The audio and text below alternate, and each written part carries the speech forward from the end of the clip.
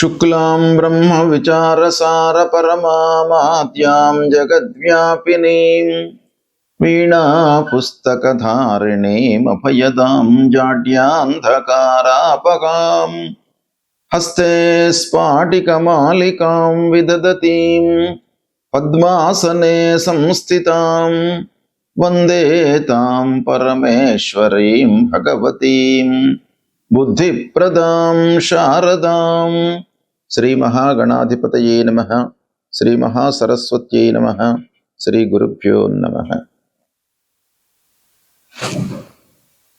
ద్వాదశ రాసుల వారికి జూలై మాసంలో ప్రత్యేకంగా మహిళలకు గోచార ఫలితాలు ఎలా ఉన్నాయో తెలుసుకుందాం.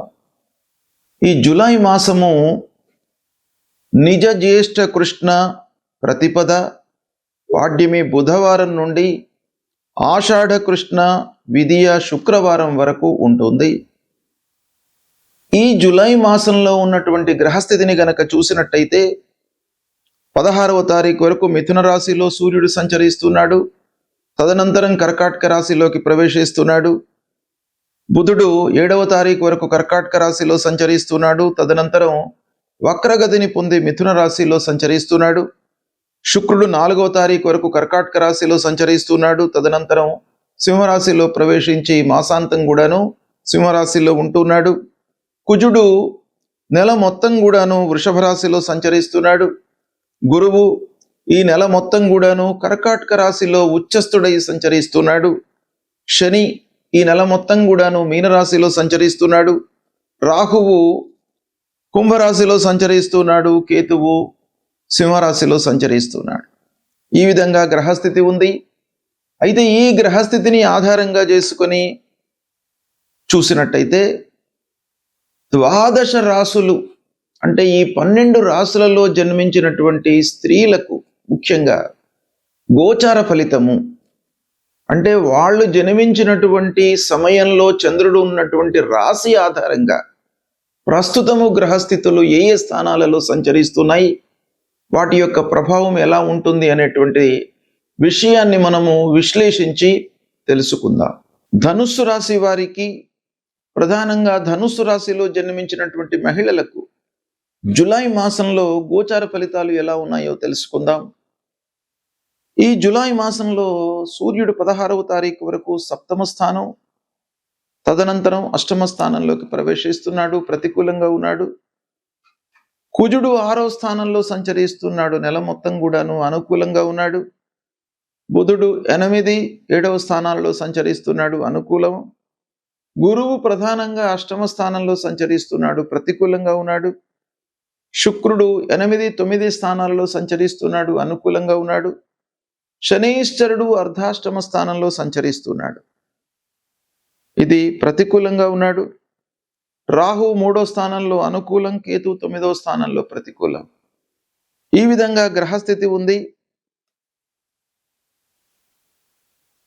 ధనుసు రాశి వారికి ఓవరాల్గా ఈ స్థానాలను మనం దృష్టిలో పెట్టుకున్నట్టయితే కుజుడి యొక్క అనుకూలత ఈ మాసంలో ఉంది. బుధుడి యొక్క అనుకూలత కూడాను ఉంది. శుక్రుడి యొక్క అనుకూలత ఉంది. మిగతా గ్రహాల యొక్క రాహువు కూడాను అనుకూలంగా ఉన్నాడు. మిగతా గ్రహాలు ప్రతికూలంగా ఉన్నాయి. ఓవరాల్గా చూసినట్టయితే ఒక 60% వరకు మంచి ఫలితాలు గోచరిస్తున్నాయి. అయితే మహిళలు ముఖ్యంగా దాంపత్యానికి, ఇంటి వాతావరణానికి, పిల్లలు, భర్త, కుటుంబ పెద్దల విషయానికి ప్రాధాన్యత ఇవ్వాలి. ఈ మాసం లోపల అనవసరమైనటువంటి అపోహలలోకి వెళ్లకుండా మాట నెగ్గాలి అనేటువంటి మనస్తత్వానికి మీరు స్టిక్ అయి ఉండకుండా కొంత ఫ్లెక్సిబుల్గా ఉండడము చాలా అవసరం ఈ మాసం లోపల. అంటే భర్తతో కానివ్వండి, పెద్దలతో కానివ్వండి, సర్దుకపోయేటువంటి ఒక స్వభావాన్ని మీరు ఈ మాసంలో డెవలప్ చేసుకున్నట్టయితే చాలా సంతృప్తిగా ఉంటారు. ఇక 16వ తర్వాత కొంత ఆరోగ్యంపై శ్రద్ధ అవసరము. అష్టమ స్థానంలోకి వస్తున్నాడు సూర్యుడు గనక ప్రధానమైనటువంటి ఆరోగ్యానికి కారకుడు, ఆరోగ్య ప్రదాత అయినటువంటి ఆ సూర్యుడు అష్టమ స్థానంలోకి రావడం మూలకంగా అనవసరమైనటువంటి చిన్న చిన్న ఆరోగ్య సమస్యలు తలెత్తుతాయి. అయితే మిగతా గ్రహాలు అనుకూలంగా ఉన్నాయి కాబట్టి అది రెక్టిఫై అవుతుంది. అయినప్పటికీ మీరు ఆరోగ్యంపై శ్రద్ధ చూపండి. ఇక అష్టమ స్థానంలో గురువు ప్రతికూలం, కానీ ఉచ్చ స్థానంలో ఉన్నాడు. రాస్యాధిపతి ఉచ్చ స్థానంలో ఉన్నాడు కనుక గురువు మూలకంగా కొంత మిశ్రమ ఫలితాలు ఉండే అవకాశం ఉంది. అయితే ఆకస్మికంగా కొన్ని పనులు జరగడము, కొన్ని పనుల మూలకంగా ఖర్చులు, ఇలా ఒక మిశ్రమమైనటువంటి ఫలితాలు గురువు మూలకంగా ఉంటాయి.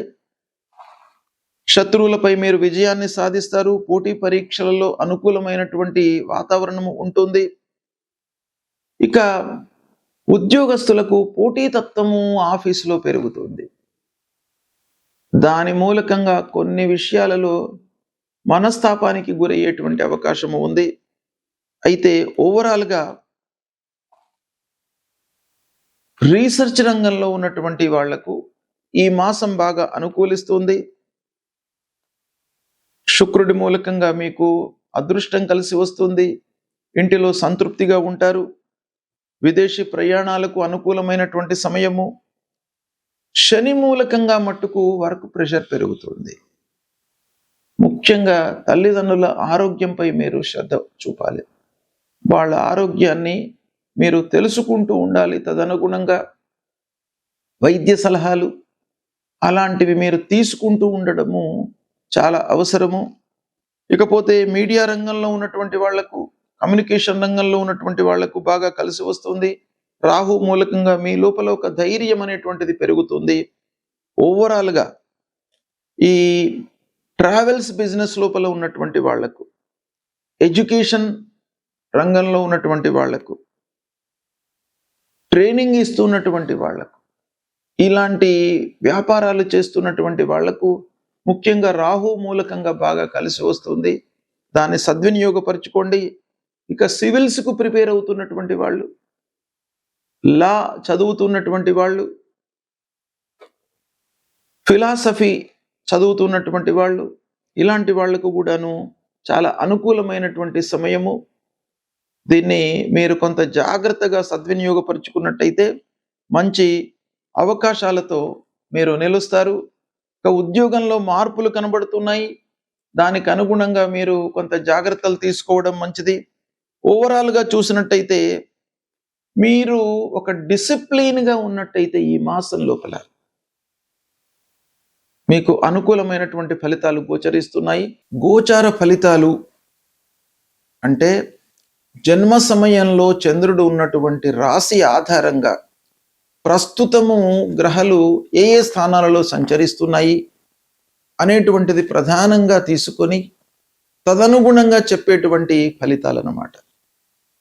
అయితే ఈ ఫలితాలు మనకు కొంతవరకు ఉపయోగపడతాయి.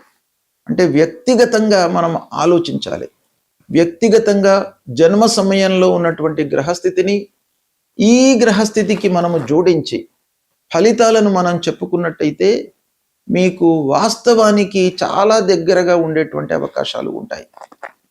కాబట్టి ఇంకా సూక్ష్మమైనటువంటి ఫలితాల కొరకై వ్యక్తిగత జాతకాలను క్రోడీకరించి మీరు చూసుకోవడం అవసరము. అయితే గోచార రీత్యా ప్రతికూలంగా ఉన్నటువంటి గ్రహాల విషయమై మీరు పరిహారాలు చేసుకోవాలి. ముఖ్యంగా శుభగ్రహాలు, అందున దేవగురువు బృహస్పతి ప్రతికూలంగా ఉన్నప్పుడు మనం తప్పకుండా పరిహారాలు చేసుకోవాలి.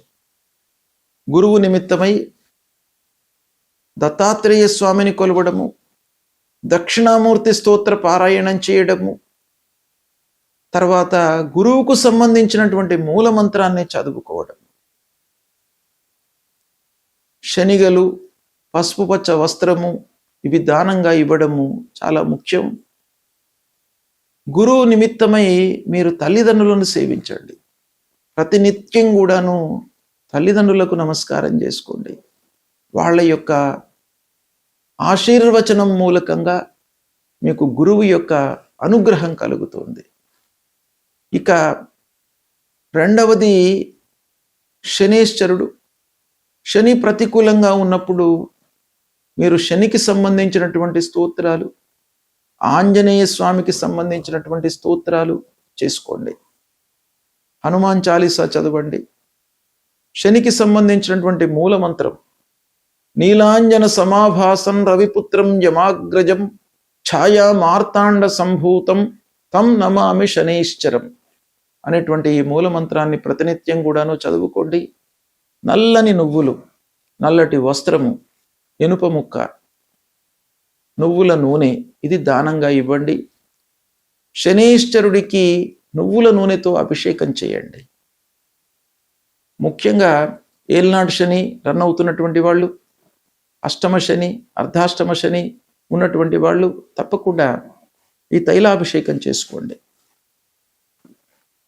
తర్వాత రాహువు, కేతువు ఈ గ్రహాలు కూడాను ప్రధానంగా మనకు ఫలితాలపై ప్రభావం చూపిస్తాయి గనక రాహు కేతుల నిమిత్తమై అమ్మవారిని పూజించండి, దుర్గామాతను పూజించండి. కేతువు నిమిత్తమై గణపతిని స్మరించండి. నిత్యము గణపతి దేవాలయానికి వెళ్ళండి, అమ్మవారి దేవాలయానికి వెళ్ళండి. ఇక ప్రధానమైనటువంటి గ్రహము సూర్యుడు. మీకు ఆరోగ్యాన్ని, శారీరక సౌఖ్యాన్ని, మానసిక రుగ్మతలు లేకుండా మిమ్మల్ని కాపాడేటువంటి గ్రహము సూర్యగ్రహము. కాబట్టి సూర్యుడికి మీరు ప్రతినిత్యం కూడాను సూర్య నమస్కారాలు చేయండి.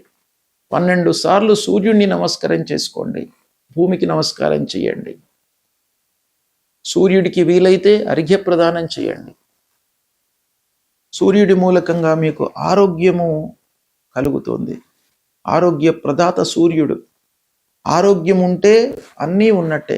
ఆరోగ్యమే మహాభాగ్యం. కాబట్టి ఆరోగ్యాన్ని మీరు కాపాడుకోవడానికై సూర్య నమస్కారాలు చేయండి. ఆదిత్య హృదయ పారాయణం చేయండి ప్రతినిత్యం కూడాను. గాయత్రి మంత్రాన్ని మీరు జపించండి.